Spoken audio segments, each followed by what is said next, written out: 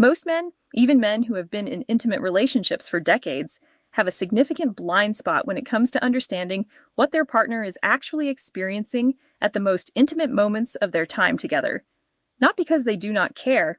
Most men care enormously about their partner's experience, but because nobody has ever sat them down and explained clearly and clinically what is actually happening in a woman's body and mind during intimacy, and specifically during the moment of penetration and what follows it.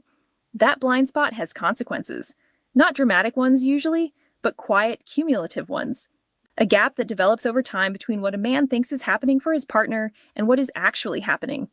A series of small misalignments in pace, attention, and presence that reduce the quality of an intimate experience that could have been genuinely profound for both people. Today, I am closing that gap. I am going to walk you through what is actually happening in your partner's body and mind during the moments of intimate connection. The physiological changes, the neurochemical shifts, the psychological dimensions of vulnerability and trust, and what she is genuinely experiencing in those moments that she may never have found quite the right language to describe. And I am going to tell you clearly and practically what understanding all of this means for how you show up in your intimate relationship. I am Dr. Julia Rausch, a men's sex therapist with over a decade of experience working with different couples and helping men regain their sexual health and strength back. Before we get into the content, please subscribe to this channel and turn on your notifications if you have not already. Every week I publish clinically grounded, genuinely useful content on men's sexual and relational health.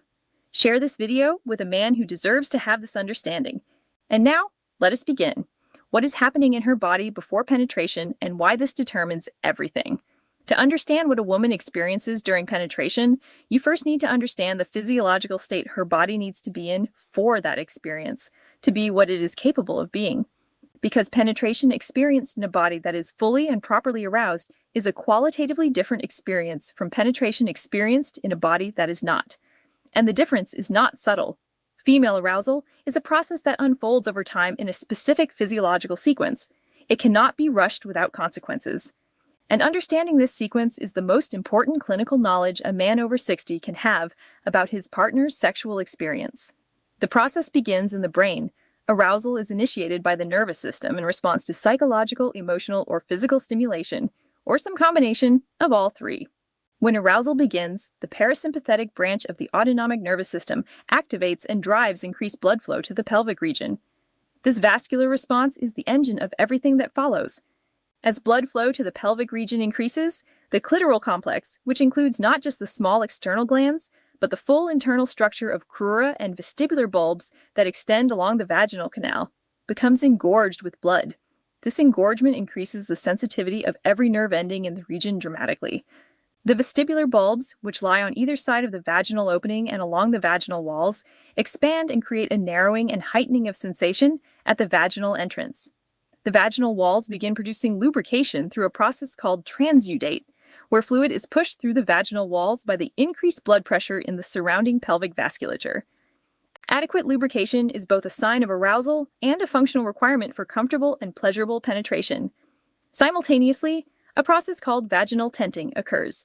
The upper portion of the vaginal canal lengthens and expands, increasing the total internal depth and creating space.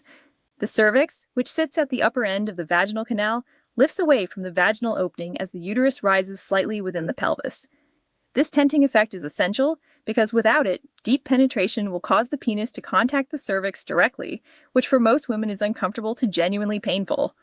The pelvic floor muscles, which in their resting state maintain a degree of tonic contraction, progressively relax as arousal deepens.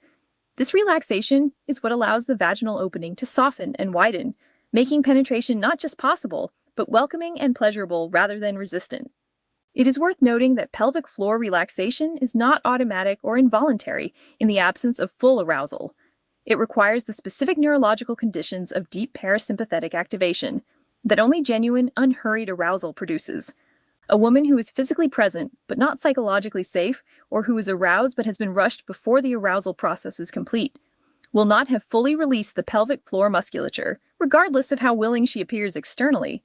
Her body has not yet received the internal signal that the conditions are right for full openness. This is why attentiveness to emotional safety is not merely a relational nicety, it is a physiological requirement. This entire sequence takes time. For a woman to be fully and properly aroused, meaning engorged, lubricated, tented, and pelvically relaxed, takes somewhere between 15 and 45 minutes of appropriate stimulation in most women. And this time frame tends to increase rather than decrease with age.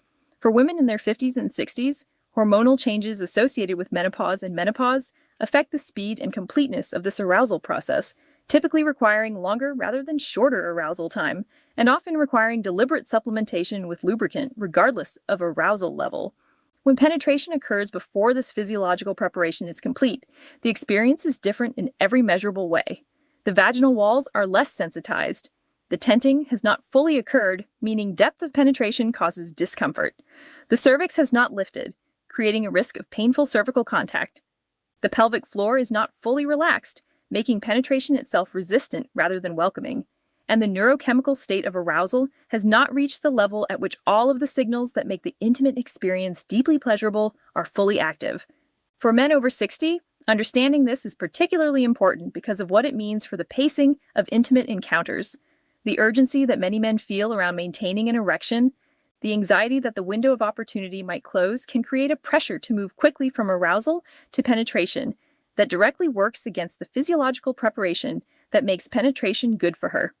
When a man rushes this process, he is not just being impatient. He is, without knowing it, ensuring a less satisfying experience for his partner than the same encounter could have provided with more patience and attentiveness. The practical implication is straightforward. Invest in the time. The 15 to 30 minutes of attentive, responsive foreplay that allow her body to complete the arousal process are not a preamble to the real event.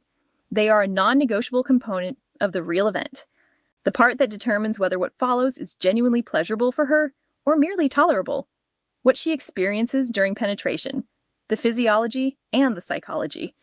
When penetration occurs in a body that has been fully and properly aroused, the experience for a woman is neurologically and psychologically complex in ways that most men have never had explained to them. From a purely physical standpoint, the moment of initial penetration activates the dense concentration of nerve endings in the vaginal entrance and the engorged vestibular bulbs simultaneously. The vestibular bulbs, having filled with blood through the arousal process, are now pressed against the vaginal walls from the inside, which means that penetration creates indirect stimulation of the internal clitoral complex from within, in addition to any direct external clitoral stimulation that may be occurring.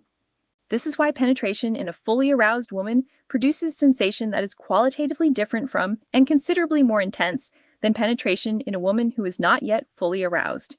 The nerve structures that generate the most intense sensation are only fully sensitized and engaged after the complete arousal process has occurred. The pressure sensation of fullness that women describe during penetration is not merely a mechanical observation.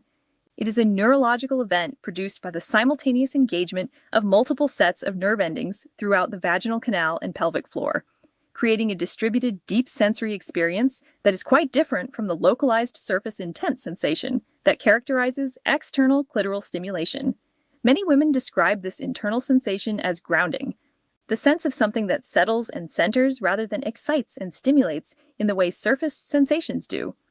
From a neurochemical standpoint, the moment of penetration during a desired, safe, emotionally connected, intimate encounter triggers an oxytocin surge. Oxytocin, sometimes called the bonding hormone, is the neurochemical most directly associated with feelings of trust, safety, connection, and profound emotional closeness. Its surge in this moment is not metaphorical.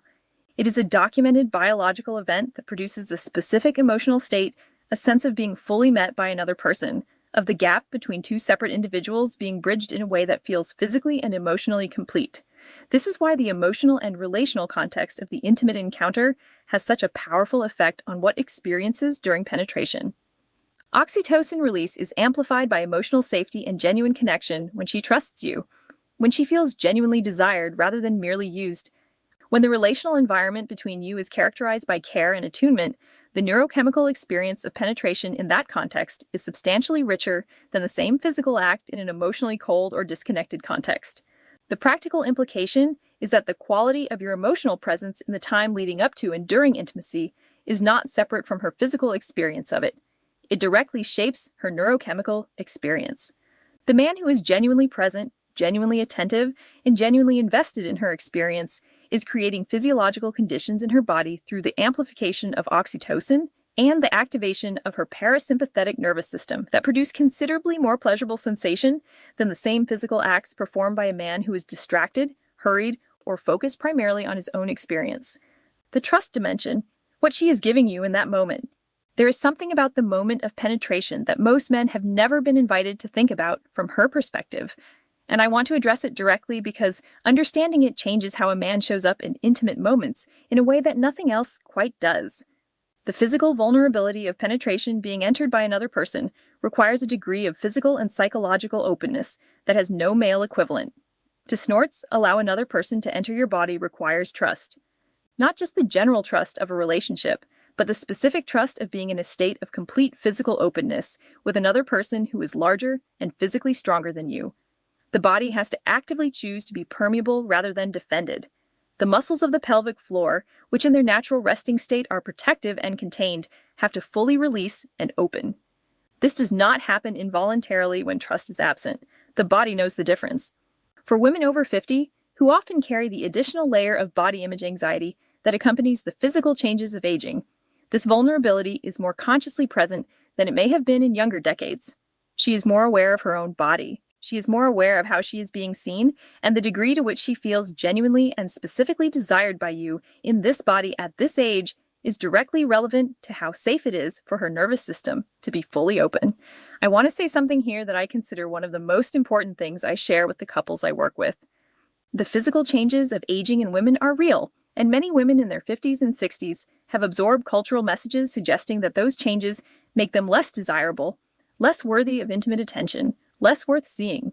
When a man of this age approaches his partner with genuine, specific, expressed desire for her as she actually is, the effect on her nervous system is profound. It tells her body that it is safe to be open, that the vulnerability is not a risk, but an invitation. And a body told that it is safe to be open is a body capable of experiencing pleasure that a defended, self-conscious body cannot access. When you approach this moment with genuine presence and genuine desire for her specifically, you are not just making her feel good emotionally. You are creating the neurological conditions under which her body can be fully open, fully responsive, and fully capable of experiencing the depth of pleasure that the encounter could offer. Emotional presence is not a courtesy. It is a physiological prerequisite. What she needs from you during penetration, pace, attention, and presence. Now that you understand what is happening in her body and her mind, let me translate this into practical guidance for how to be present in these moments in ways that honor and amplify her experience. The first and most important thing she needs from you is pace. Specifically, she needs initial penetration to be slow. This is not about timidity or passivity. It is about anatomy. The vestibular bulbs and the pelvic floor musculature, even when fully aroused, need a gradual progression of penetration to communicate welcome and accommodation, rather than surprise and resistance. Beginning slowly with the first entry being gentle and shallow and deepening gradually over the course of 1 to 3 minutes gives her body the time to respond to each new increment of depth, with appropriate neuromuscular relaxation and expanded arousal. Beginning too fast, regardless of how aroused she appears, compresses a process that is designed to unfold incrementally. It bypasses the gradient of sensation that makes the transition from outside to fully inside a continuous and layered experience, reducing it to a single binary event. That reduction costs both of you something. The second thing she needs is your attention to her responses. Her breath is your most reliable real-time guide. Deepening, slowing, and rhythmic breathing indicates that her arousal is building and her body is responding positively. Held breath, or shallow. Tense breathing indicates that something needs to slow down or adjust. Her muscle responses, the relaxation or engagement of her pelvic floor, thighs, and abdomen, communicate the same information in somatic terms. The woman who reaches for you, draws you closer, and moves to meet your movements is communicating clearly that she is receiving what she needs. The woman who becomes still, holds her breath, or creates subtle distance is communicating equally clearly that she needs a different pace, a different angle, or more time. This is not a complicated system to read. It requires only one thing, that you are actually paying attention. Not to your own sensations, not to your own performance, not to the internal monologue about whether you are doing well enough, to her. To her breath, her movement, the quality of her relaxation or tension. When a man's attention is genuinely directed outward rather than inward during intimacy, he receives continuous, rich, accurate information about his partner's experience. When it is directed inward toward performance monitoring and self-evaluation, he loses access to all of that information and is essentially operating blind. Most men, particularly in the heat of the moment, are attending primarily to their own sensations. The shift toward attending primarily to her sensations and her responses is the single most impactful change most men can make in their intimate lives, and it becomes more rather than less available with age. The urgency and performance anxiety of younger sexuality tends to narrow attention inward. The greater experience and reduced performance pressure of sexuality in the 60s and beyond opens the possibility of genuine outward attentiveness that younger men rarely access. The third thing she needs is your consistency once she is building toward orgasm. Female orgasm depends on the maintenance of a consistent stimulus pattern in the period approaching climax. The nerve endings and arousal pathways that are producing the building response lock into the specific stimulation pattern they are receiving. And any significant change in pace, depth, angle, or pressure in the final stages of arousal disrupts that pattern and can reduce or eliminate the orgasm that was building. When she communicates verbally or non-verbally that she is close, the most important thing you can do is maintain exactly what you were doing without variation. Do not speed up. Do not change angle. Do not introduce novelty. Simply maintain the consistent, attentive presence of exactly what has been working. This is one of the most common and most consequential mistakes men make, changing technique at precisely the moment when consistency is the only thing required. The emotional aftermath. Why presence after matters as much as presence during the experience for a woman does not end at the moment of orgasm or the moment of physical separation. The neurochemical state that penetration and intimacy have produced continues to influence her experience for a meaningful period afterward, and the quality of your presence in that period is directly relevant to the depth of connection she carries away from the encounter. Oxytocin elevated throughout the intimate encounter remains elevated in the post-orgasmic period. This is the period of greatest emotional openness and vulnerability in the entire intimate experience. It is also the period that women most consistently describe as the one in which they feel most or least connected to their partner, depending entirely on his behavior. A man who remains present after intimacy, who does not immediately disengage, reach for his phone, or shift into practical logistics, who allows the warmth and closeness to continue for even a few unhurried minutes, is giving his partner something neurochemically meaningful. He is telling her nervous system in the language that the nervous system most clearly understands, "You are safe here. This connection is real, and you were not just used for a physical purpose." That message delivered consistently over the course of a relationship shapes the depth of her trust and openness in every subsequent intimate encounter. The inverse is also true. The man who disengages immediately, who physically or emotionally withdraws in the post-intimacy period, when she is most neurochemically primed for connection, is sending a message that her nervous system registers as clearly as any verbal communication. That message, also delivered consistently over time, teaches her nervous system to protect itself from the vulnerability of intimate openness. It creates a gradual closing that both partners feel and that progressively reduces the quality of the intimate connection between them. For men over 60, this understanding is particularly valuable because the post-intimacy presence is one of the areas where the experience and emotional maturity of this stage of life provides a genuine and significant advantage over younger sexuality. The ability to remain still, present, and warmly connected after intimacy without urgency or distraction is an expression of exactly the kind of emotional intelligence and relational presence that women in this age group consistently identify as the most important quality in an intimate partner. Let me bring everything I have shared today into a single integrated understanding that you can carry into your intimate relationships immediately. Your partner's experience of intimacy is physiologically, neurochemically, and psychologically complex. Her body requires a specific sequence of arousal preparation before penetration can be fully pleasurable. The experience of penetration itself engages the full internal clitoral complex and activates an oxytocin surge that is amplified by emotional safety and genuine connection. Her vulnerability in that moment is real and conscious, and your emotional presence is not a courtesy, but a physiological prerequisite for her full experience. She needs pace, attention, and ultimately consistency at the right moment. And she needs your presence to continue into the aftermath of the encounter in ways that honor the neurochemical state that intimacy has created. The man who understands all of this is not performing a series of techniques. He is genuinely present with another human being in one of the most intimate and neurologically rich experiences available to two people. He is attending to her actual experience rather than to a projected idea of it. He is offering the kind of attentiveness and care that produces the deep cumulative intimacy that both partners in a long-term relationship are capable of, but that most couples never fully access. The integrated picture I have described today represents what genuinely skilled, genuinely present, intimate partnership looks like after 60. Not impressive athleticism or elaborate technique, genuine physiological understanding, emotional presence, and the specific attentiveness that allows a woman to be fully herself, fully open, and fully met in the moments that matter most to both of you. That combination, available to every man who chooses to develop it, is what produces the kind of intimacy that deepens rather than diminishes with the passage of time. I am Dr. Julia Rouse, a men's sex therapist with over a decade of experience working with different couples and helping men regain their sexual health and strength back.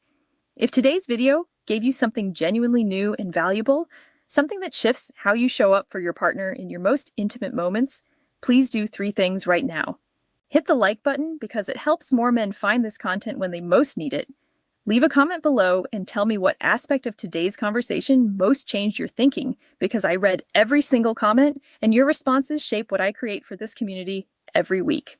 And please subscribe with notifications on if you have not already, because every week I am here with the honest, evidence-based, practically useful content on men's sexual and relational health that you deserve. I will see you in